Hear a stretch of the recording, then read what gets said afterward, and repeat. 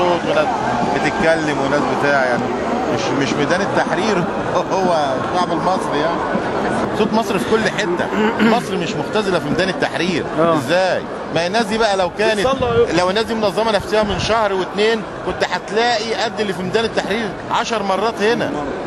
بس الناس كانت قاعده يعني، ناس عايزه تشوف شغلها وعايزه بيقول بكره يبقى احسن والحاجات دي. انما لما يجي بقى شويه ناس هيحكموا مصير مصر، وده ايه ده الكلام ده.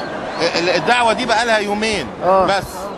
يعني تخيل احنا لو بقالنا شهرين بنيجي كل يوم جمعه.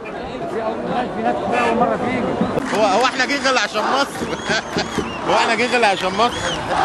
امال ايه؟ انا باجي من بره والله، بنزل على عتبة السجن من المطار والله. ده احنا بندعي. والله وهو بيصلي بيقول اللهم احفظ مصر كما وعدت. هو ربنا قايل هو ربنا مش مأمنها في القرآن، فاحنا بندعي اللهم أمنها كما وعدت. الشعب المصري رباط إلى يوم الدين. ايه ده؟ ليه الهمج اللي احنا فيه؟ ليه؟ حاجة اسمها مسيحي ومسلم. مسلم ايه ومسيحي ايه؟ أنا ما أعرفش الكلام ده. كله مصريين.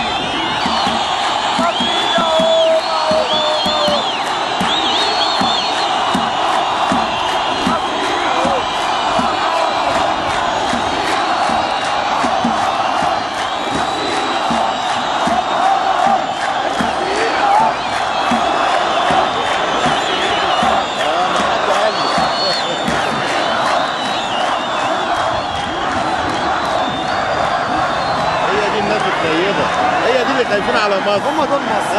هو ده. انما اللي واقفين هناك في ميدان التحرير يعني يقفوا بس يخافوا على بلدهم. يعني ما يقولش لا ما هو مصريين زينا واحنا هنتفرق يعني.